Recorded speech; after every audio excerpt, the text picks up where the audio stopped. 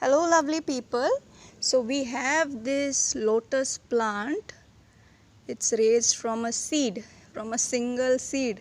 Yeah, we finally growed one up. Yeah, so we purchased at least 20 seeds online, and out of that only one seed germinated, and this is the result. And we had kept it in this tub with this earthen pot with clay from the field pond. So now we feel it has outgrown this setup, so we have built this big pond to transfer it in. And if any dried up lotus leaves, we cut off them, like if there are any dried off. We cut off the leaves and we keep it clean. So now we are going to line this pond with some pebbles And stones so that clay doesn't stick to it and become very hard entirely. And this is the clay that we got from the field. A friend was kind enough to bring it for us. So let us begin. So here we have Merlin collecting pebbles to line the pond.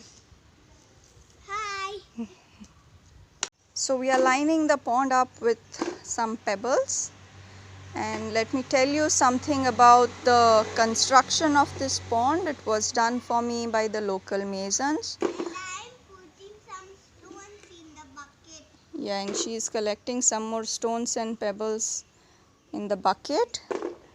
And the walls are made of laterite stones.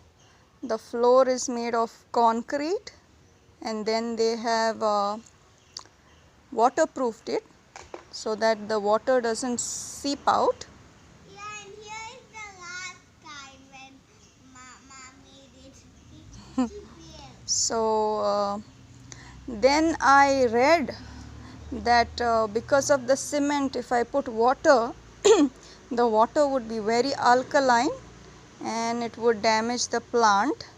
So we fill the pond up at least 2-3 times, and I saw some internet videos which showed that banana stems have to be put in the water and let it rest for a week or so. So I think it's because the toxins and alkalinity gets reduced. But last few days when the pond was full, we saw at least 3-4 toads swim in it, and they were very happy and alive and healthy. So we are assuming now it is safe to transfer the plant. What we have done is we made a small puddle of the mud and we put the lotus plant inside along with the pot. Only thing, we broke the pot at 2-3 places so the roots can move out and it can spread.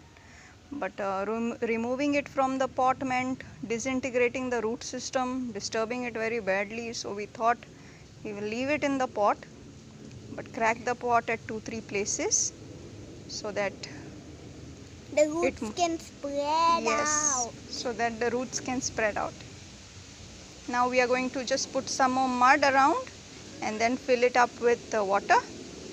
And some more water. Yeah, and that should do it. This is how it looks after we have put the water in it. The water looks a little cloudy because it has not settled. We are still filling it up. So once it settles, it will clear and it will look nice and clean.